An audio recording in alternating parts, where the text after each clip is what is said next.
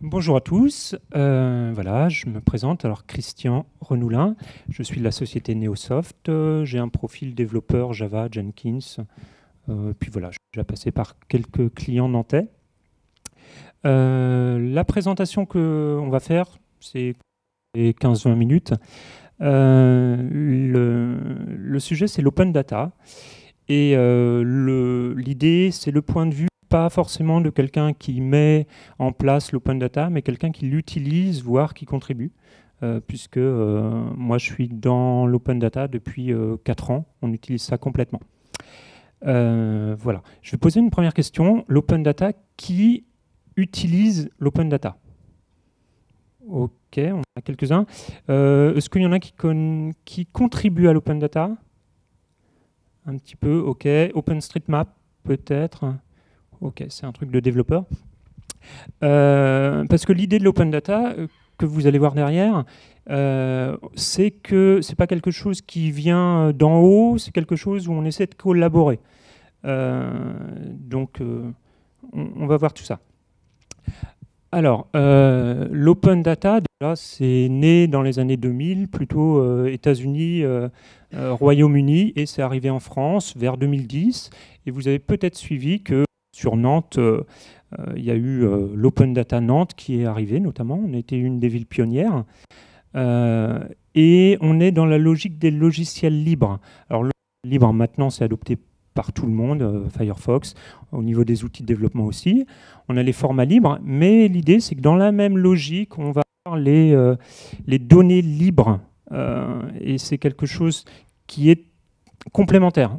C'est entre guillemets un même combat. Une fois qu'on a les logiciels libres, bah, les formats libres et les données libres. Voilà, tout ça, c'est la même logique. Alors, si on voulait une définition de l'open data, ce sont des données qui sont publiées par les entreprises, les collectivités, voire des collectifs citoyens, et qui sont des données libres d'utilisation. Donc, eh bien, si on simplifie, vous connaissez le cloud.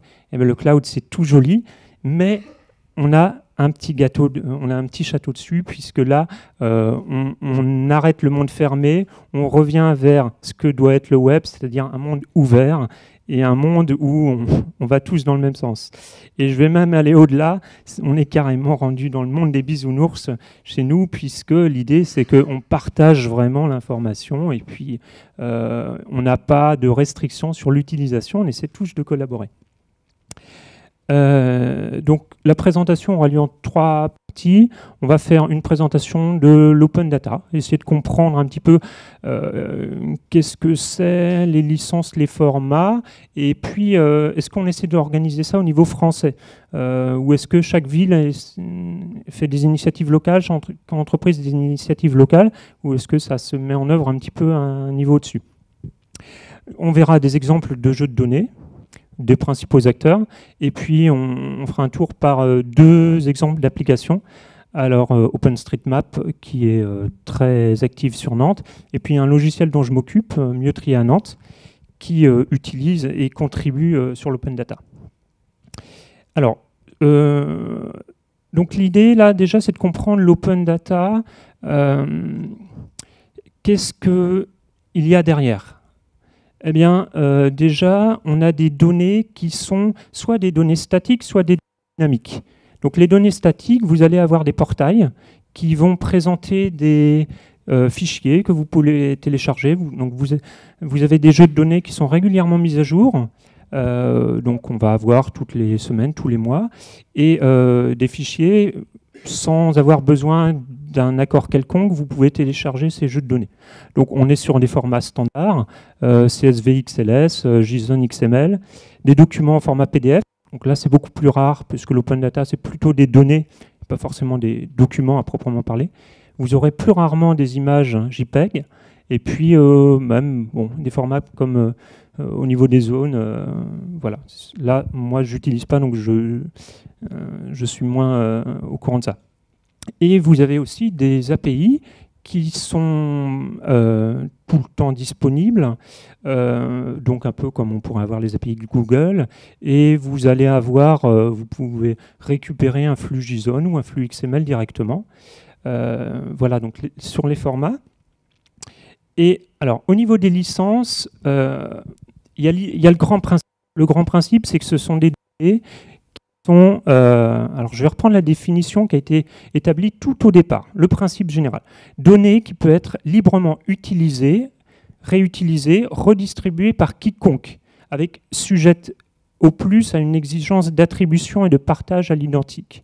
Donc, on partage les données et au max... Et on peut éventuellement demander à ce que la personne signale l'origine de la donnée. Mais on n'a pas de contrôle supplémentaire sur qui utilise la donnée. Donc là, c'est le principe qui a été édicté tout au départ, dans les années 2000. Donc la donnée est disponible donc sur des portails, elle est bien référencée, elle est réutilisable. Et il y a une liste qui a été établie par l'Open Knowledge Foundation, qui est vraiment la licence standard qu'on devrait appliquer partout. Cela dit, la réalité, c'est que nous avons des licences parfois plus restrictives qui sont assez loin de l'esprit open data. Donc là, je vais prendre l'exemple de la base d'adresse nationale. Alors ça, c'est une base qui est assez récente. Toutes les adresses de France, c'est une base qui a mis du temps à émerger, très intéressante, mais licence à usage propre uniquement. Donc là, vous ne pouvez pas forcément avoir une application qui va utiliser ça, qui sera une application commerciale. Donc là, très vite, on a une donnée qui est affichée comme open data, mais très vite, on a une restriction. Du coup, on est dans l'open data, mais avec certaines limites. Vous verrez que, en fait, les acteurs publics, quand la donnée provient des citoyens, on aura plutôt assez souvent des données où il n'y aura pas de problème de licence, mais quand ça vient des acteurs publics, des fois, il y a quelques limites comme ça. Alors, l'idée, c'est est-ce qu'on s'organise au niveau national sur ces données puisque Nantes publie des données, Lille va publier des données, Montpellier, voire la Poste, la SNCF, mais du coup, il y a un organisme qui dépend du Premier ministre, et qui a été mis en place pour coordonner les données, donc essayer d'harmoniser les données entre elles, puisque l'information, finalement, une adresse postale, on peut prendre le même format pour différentes villes, et promouvoir. Promouvoir, c'est-à-dire essayer d'aller voir UPS et leur dire, bon, votre base d'adresse, elle a un sens aussi pour la Poste, et la Poste, réciproquement, si vous mutualisez ça et si vous mettez ça en format open data, ce sera intéressant pour tout le monde. Donc le rôle d'Etalab, c'est au niveau national de motiver les gens, expliquer l'open data. Et ils ont créé un portail, data.gouv.fr, qui est vraiment le portail en France qui va centraliser tous les jeux de données. Donc une source unique avec 19 000 informations, et on est très bien organisé là-dessus. Alors, je vais faire un zoom sur Nantes, puisqu'on est nantais et qu'on a de la chance d'avoir un open data qui est très actif. Alors déjà, on a un portail qui est data.nantes.fr, qui héberge toutes les données de la ville, de Nantes Métropole, du département et de la région. Du coup, on aura vraiment une compatibilité des formats. Entre guillemets, le back-office sera le même pour tous ces jeux de données, et une adresse unique qui regroupe tous ces jeux de données. Donc on va avoir maintenant, par exemple, La Roche-sur-Yon qui va publier sur ce portail, un portail unique. Je vais revenir plus tard sur ce que ça contient. Nous avons une association qui s'appelle Libertic sur Nantes, qui a été créée à l'origine en grande pompe par Jean-Marc Ayrault, et qui est tout hébergé à la cantine du numérique. Donc cela, c'est juste à côté d'Hôtel-Dieu. Et eux, leur rôle, c'est d'accompagner les applications qui voudraient utiliser l'open data et qui veulent, sur Nantes, motiver l'open data. Il reste vraiment l'acteur associatif privilégié.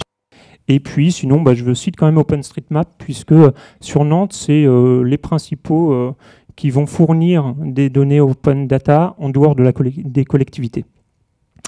et OpenStreetMap qui organise des cartographies, c'est-à-dire qui invite les gens à venir avec eux pour, par exemple, recenser toutes les aires où on peut poster leur vélo, le vélo. Donc, OpenStreetMap va dire typiquement, c'est des gens comme nous qui vont, on est 15-20, on se regroupe, on passe toute une soirée pour recenser, par exemple, des heures de jeu pour enfants, et on va tous se concentrer là-dessus et enrichir la table.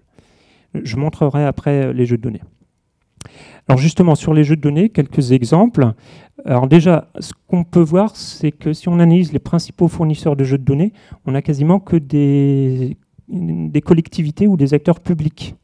L'INSEE avec beaucoup de statistiques, la base Sirène qui est toute fraîche en tant que open data, l'IGN avec délimitation des zones. Alors ça, c'est un jeu de données qui est repris dans OpenStreetMap. Donc les fonds de carte OpenStreetMap peuvent utiliser ce jeu de données.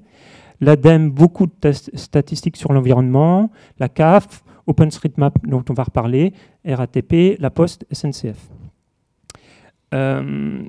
Alors sur La Poste, par exemple, ils ont un portail dédié et ils ont vraiment une politique d'ouverture de données. On va trouver la liste des boîtes aux lettres de rue, la base officielle des codes postaux, la liste du bureau de poste, les services par bureau de poste, les calendriers d'ouverture des bureaux de poste. Donc là, vous avez un portail unique, vous avez les fichiers Excel ou autre chose que vous pouvez les télécharger, régulièrement mis à jour, la donnée est fiable. Donc on peut clairement dire que La Poste joue le jeu, partage les données. L'autre acteur très important dans l'open data, c'est la SNCF, qui en plus là, va proposer des API très intéressantes de calcul d'itinéraire, de recherche d'horaires planifiés, de recherche de noms de gare, grille horaire, retard, suppression de train. Donc clairement, si vous voulez faire une application, vous avez des jeux de données très intéressants. Après, on a une limite sur la licence, 20 requêtes par minute et par terminal connecté. Donc voilà, on est sur l'open data, mais on a quelques restrictions. Vous avez deux portails, entre guillemets, il y a des données un petit peu plus... Par exemple, les retards, ce n'est pas forcément quelque chose qui va être forcément sur un des portails. On a un portail un peu plus officiel et un peu plus... Et le deuxième qui va reprendre peut-être les applications. Par exemple, le retard de train, ce sera peut-être sur le deuxième portail. C'est assez particulier d'avoir deux portails distincts. Alors, je vais parler rapidement. Là, on est sur une autre ressource Open Data. On est sur une initiative citoyenne, Wikidata. Alors, personne n'a entendu parler, je pense. Si. Ah, une personne. Alors, je vais montrer la photo et là, ça va être un petit peu plus flagrant. Si sur un Wikipédia, vous apercevez le dos à droite, avec des informations un petit peu toujours formatées de la même façon, c'est puisque derrière, les données sont présentes dans une base de données Wikidata. Donc, c'est une base de données collaborative avec un format ouvert, le format RDF, développé par la W3C, et vous faites des requêtes sur cette base de données. Alors, une base de données qui est composée de triplets éléments, propriétés, valeurs. Voilà, l'élément, ça va être Cellier, la propriété, ça va être le pays, et la valeur, France, typiquement. Donc, on a tout un jeu de données, mais alors, là, on est sur un jeu de données colossal, hein, qui est accessible par requête. Vous pouvez requêter sur ce jeu de données et reprendre ça. Voilà, alors l'exemple de jeu de données, c'est par exemple les résultats des courses cyclistes. Mais il y a des gens qui publient directement dans ce gentil format Wikidata, et du coup les résultats des courses vont apparaître directement dans Wikipédia. Alors là où le projet est très intéressant, c'est qu'il faut comprendre qu'ils sont en train d'intégrer le Wiktionnaire. Donc ça c'est déjà présent, mais ils intègrent ça dans Wikidata, et aussi des fichiers des médias, c'est-à-dire pas uniquement du texte, mais aussi des médias qui seront directement dans la base Wikidata. Donc vis-à-vis de l'open data qui est assez institutionnel, là on est un petit peu atypique, on est sur quelque chose de collaboratif citoyen, et en même temps vous pouvez requêter dessus. Alors sur le portail Open Data Nantes, puisqu'on continue à poursuivre un petit peu le panorama des jeux de données existants. Donc, un portail unique pour la ville de Nantes. Donc Nantes et sa métropole, vous avez 200 jeux de données, le département 190, le Pays de Loire 340. Donc déjà, si vous voulez avoir des statistiques, vous en aurez énormément. Vraiment, faut regarder. Alors, par exemple, les menus des cantines scolaires de Nantes, les aires de covoiturage, des API aussi, la disponibilité des parkings, la fluidité des axes routiers, l'infotrafic, le temps de parcours. Donc là, sur en fait, le portail Open Data centralise des données, mais qui peuvent venir de JCDecaux, qui peuvent venir d'une ville, d'un service de la ville, et eux, ils sont dessus. Bon, je vais juste signaler au niveau des jeux de données, un petit peu des jeux de données atypiques, le prix du carburant, par exemple. Bon, ça c'est institutionnel, c'est la collectivité qui a demandé de publier les prix des carburants et vous pouvez comparer. Donc derrière, des applications peuvent s'emparer de ces jeux de données. Voilà, des bornes de recharge. Donc là, c'est un petit peu anecdotique, mais c'est pour vous informer que, en fait, il y a énormément de jeux de données disponibles. Ça parle de tout et de rien, mais on sent qu'il y a des initiatives un peu partout et qu'on arrive sur des choses assez fortes. Et la dernière Open Food Facts, là, c'est carrément une communauté derrière qui essaie de recenser tous les produits alimentaires. Style la bouteille de ketchup de marque Amora, eh bien, ils recensent tous les produits, ils prennent toutes les étiquettes, ils décryptent, et pour l'instant, ils en sont à 69 000 produits qu'ils ont mis dans une base Open Food Facts. Voilà, donc l'open data, c'est pas uniquement les institutions, c'est aussi les collectivités c'est aussi les citoyens qui peuvent enrichir. Voilà, donc je vais terminer avec deux exemples d'applications. Alors, sur OpenStreetMap, on peut dire que c'est une Wikipédia de la carte, ou en tout cas une alternative à Google Maps. Si vous regardez, là par exemple, on va être à la Cité des Congrès, et on peut voir que ça c'est la carte qui est sur Nantes. On peut considérer qu'il y a autant d'éléments, en tout cas sur Nantes, dans OpenStreetMap que dans Google Maps. Donc vous avez énormément de magasins qui sont tous signalés avec des informations très précises sur chacun des points de la carte. Et là, si vous prenez n'importe quel endroit de Nantes Métropole, vous aurez ce niveau de détail. Alors, l'habitude, c'est que les gens modifient manuellement la donnée. Dans OpenStreetMap, on évite les gros imports de... par exemple, importer 50 000, je sais pas, 50 000 arbres, on évite de faire ça, on préfère que ce soit des manipulations manuelles, par souci d'avoir une information très fiable, et il se méfie, historiquement, il se méfie des gros imports. À part la base de IGN au niveau de la délimitation des zones, il y a quand même peu d'informations qui sont importées comme ça dans OpenStreetMap. Vous avez des licences, alors là on peut dire clairement des licences Open Data, ils étaient à l'origine de l'Open Data et on est dessus.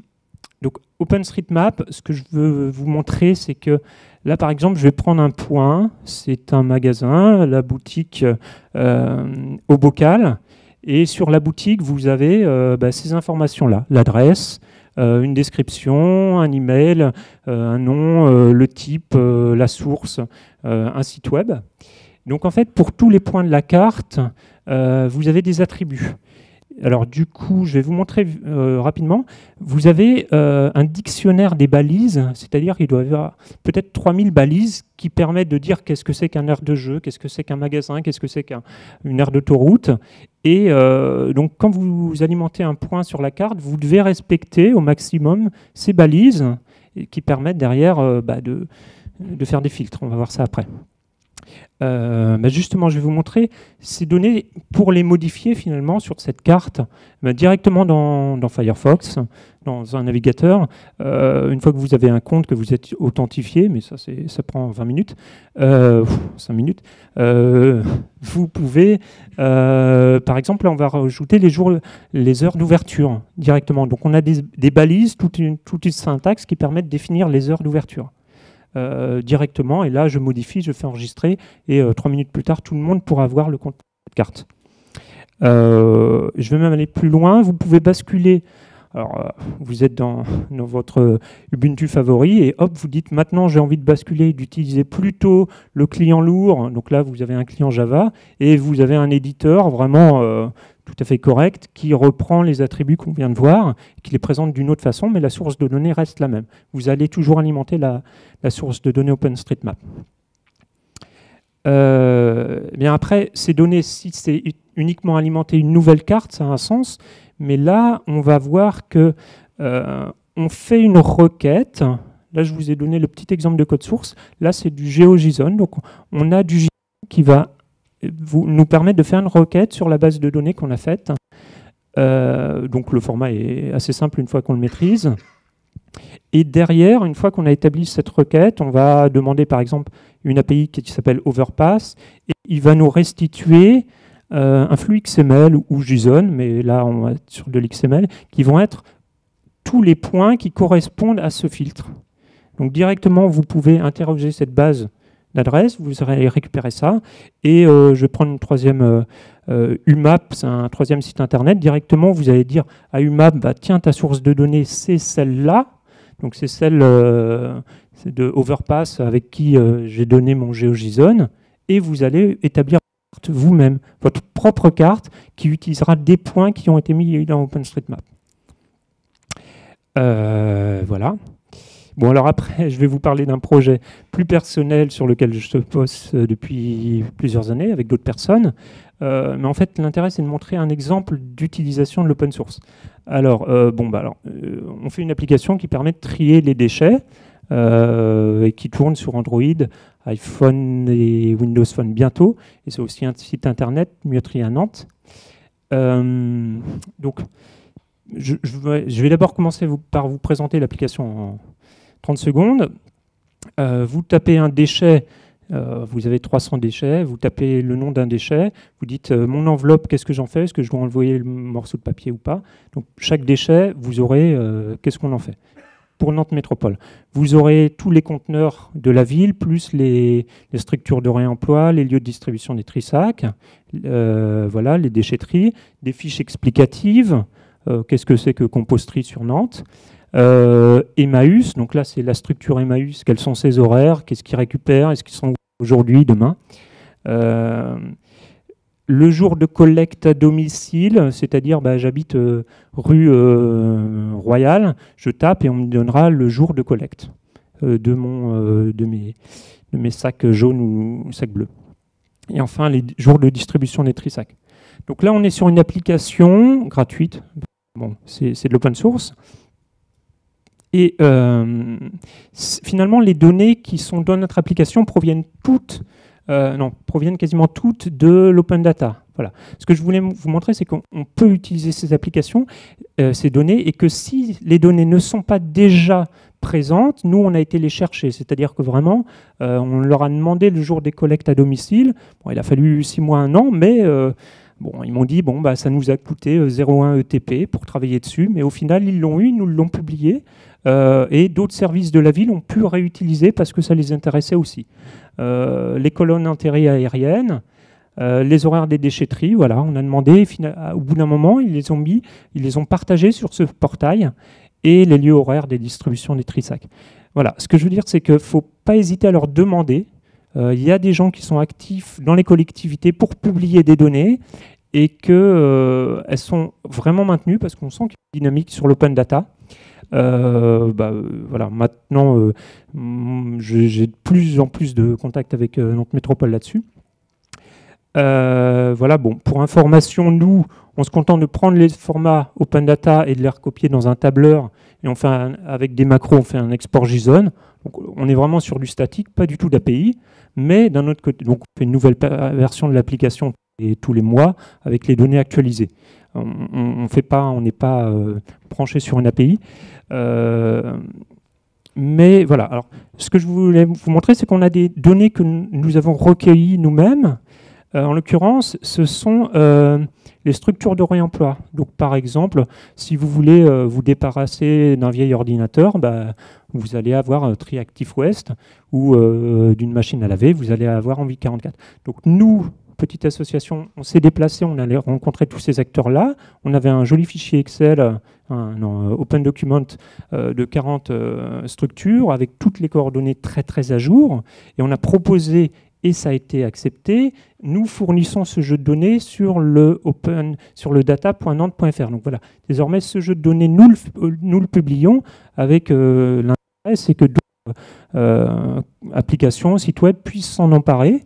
Et nous, on fait un effort particulier pour maintenir ce jeu de données. Voilà, un petit peu la logique, c'est qu'avec l'open data, on peut aussi fournir de la donnée.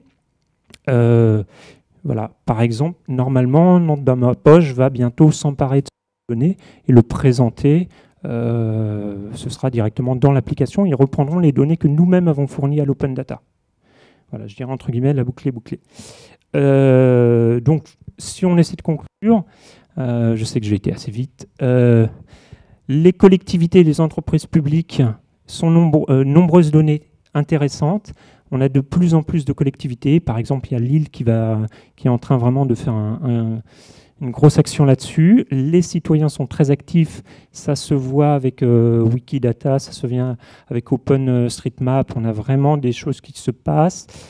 Et au niveau des entreprises, malgré Etalab qui est là pour impulser ça, il y a encore des choses à faire. Voilà. Et donc voilà. Merci à tous. Et je vous dis bienvenue dans ce monde de l'open data, qui est le monde des bisounours. Venez avec nous. Tout le monde est gentil. Et voilà. Si vous avez des questions.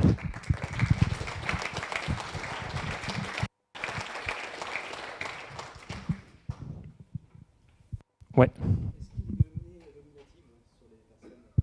Non, il est demandé avec l'open data d'anonymiser les données.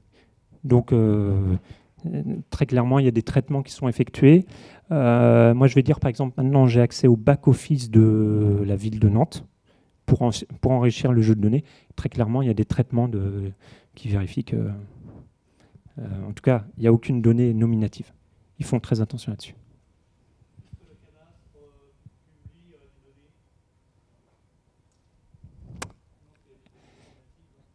Je ne sais pas. Normalement, en open data, on n'a pas de données nominatives. Sur le cadastre, je ne sais pas. Il y a beaucoup de jeux de données à regarder. IGN, je sais. Cadastre, je ne suis pas sûr. Il y a un cadastre dans gouv.fr, tous les cadastres en ligne, c'est un service du gouvernement, c'est national. Mais par contre, il n'y a pas les noms des propriétaires. On a le découpage des parcelles, on a la référence des parcelles, sur le nom des propriétaires, et sur les états civils. Voilà. Bon, bah, ça illustre l'anonymisation. Ouais, vas-y.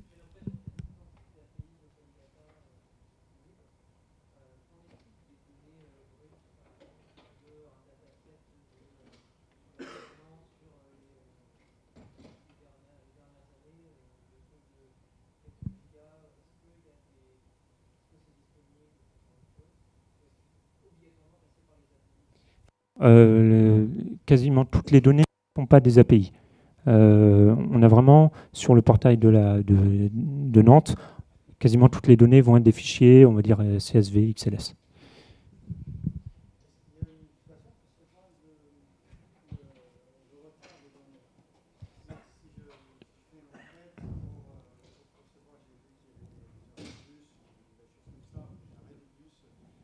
La date est toujours indiquée sur les jeux de données, il y a toujours...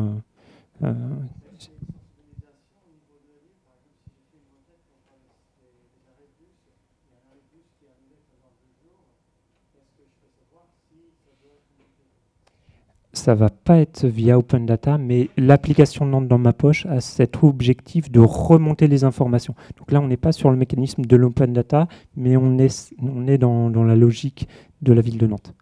Je vais arrêter les questions. S'il y en a qui veulent, je suis là.